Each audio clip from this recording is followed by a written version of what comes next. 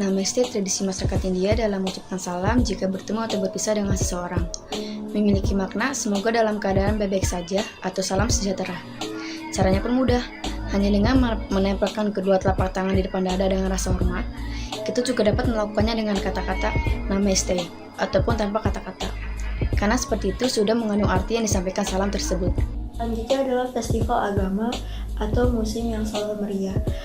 Negara India ini termasuk ke dalam negara yang memiliki populasi yang sangat banyak dan masyarakat itu menganut beberapa agama dan kelompok. Maka dari itu negara India memiliki festival yang sangat besar dan jadwalnya itu masuk ke dalam kalender liburan mereka. Dan berikut ini adalah beberapa festival agama yang diselenggarakan di India. Pada Hindu, mereka merayakan Diwali, Holi, dan Makar Sakranti. Yang kedua adalah Buddha merayakan Purnima. Yang ketiga adalah Islam merayakan Idul Fitri. Dan yang keempat adalah Jain, mereka merayakan Mahavir Jayanti. Dan yang kelima adalah Kristen, mereka merayakan Jumat Agung serta Natal. Dan yang terakhir adalah Sikh, mereka merayakan Baisakhi atau panen tanaman. Struktur keluarga atau keluarga bersama. Mayoritas masyarakat India memiliki sifat melekat satu sama lain atau disebut kahosif.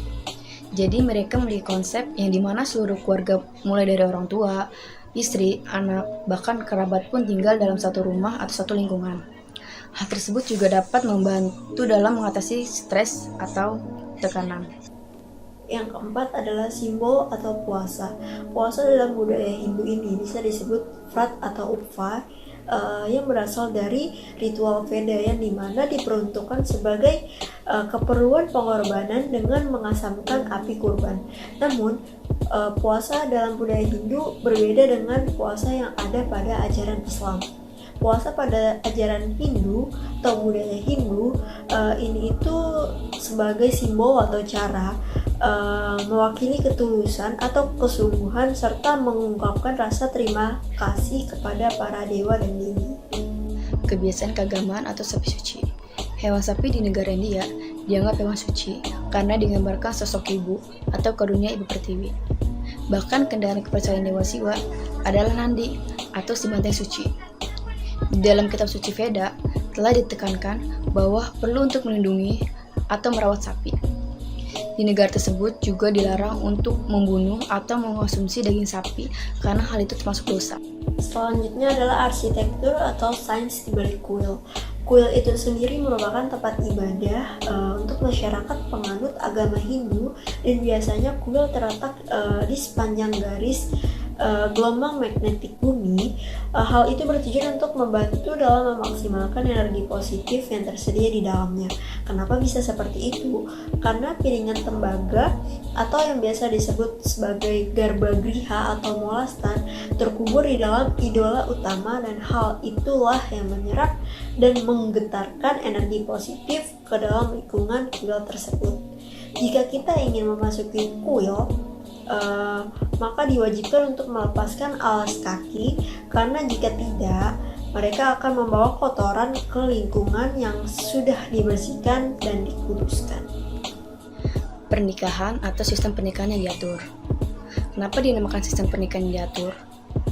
Karena pernikahan di negara India memiliki konsep perjodohan. Awal mula terjadinya sistem perjodohan dikarenakan sejak zaman Veda. Saat itu, keluarga kerajaan mengadakan upacara Swayambar yang diperuntukkan bagi pengantin wanita, yang dimana dilakukan dengan cara pertandingan untuk bersaing dalam beberapa kompetisi untuk menang atas pengantin wanita atau bahkan pengantin wanitanya yang akan memilih suami idealnya. Mulai dari situlah konsep dan sistem perjodohan ini tetap menjadi favorit bagi masyarakat India atau sudah menjadi tradisi. Selanjutnya adalah simbol agama. Negara India memiliki tradisi dan kitab suci yang di dalamnya mengandung beberapa tanda atau simbol. Salah satunya itu adalah simbol swastika.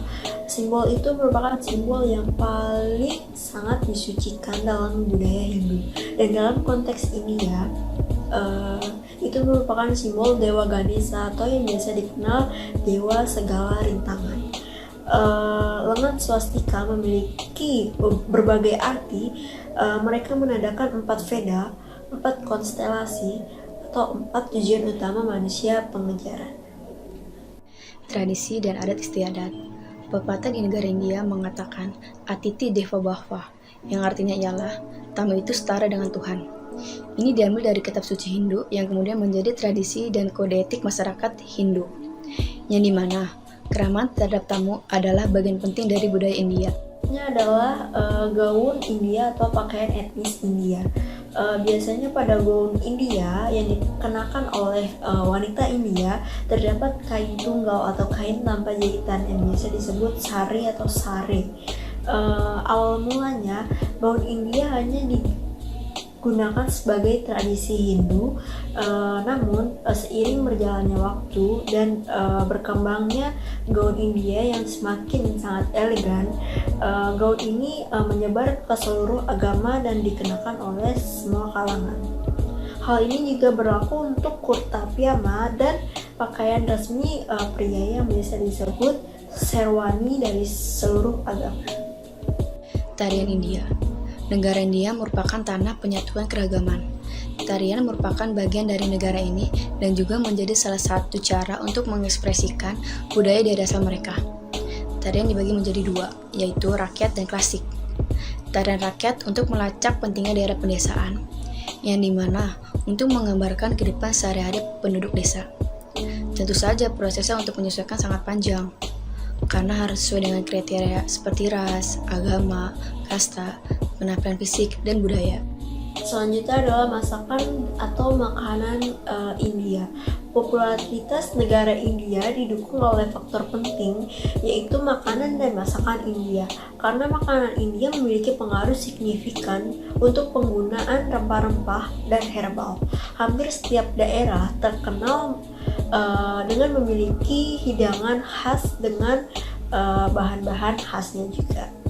Kitab suci.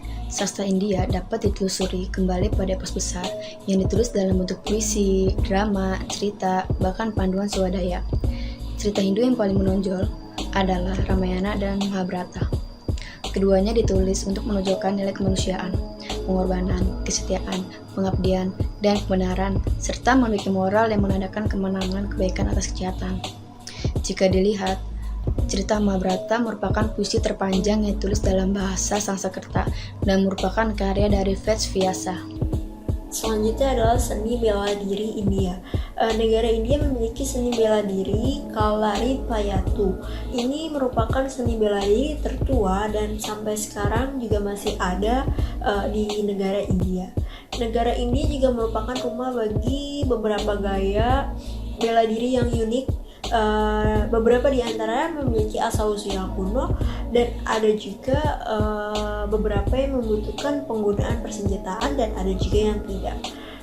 Di zaman sekarang rata-rata bentuk seni bela diri ini populer sebagai teknik pertahanan diri atau hanya sebagai kebugaran saja. Makan menggunakan tangan, sama halnya dengan di negara Indonesia. Di negara India, mereka makan menggunakan tangan. Ada banyak manfaat, yaitu mereka mencegah mulut Anda terbakar ketika makanan panas masuk ke dalam mulut. Tangan berfungsi sebagai memberi sinyal jika makanan tersebut masih panas. Selain itu, Anda cenderung lebih lambat saat makan dengan tangan, dan itu membantu sistem pencernaan. Yang terakhir adalah bahasa. Negara India memang beragam budaya, sosial, dan bahasa. Bahasa Hindi dan bahasa Inggris digunakan secara luas dan dikenal untuk tujuan resmi. Selain itu, ada 22 orang bahasa terjadwal yang diakui oleh konstitusi India.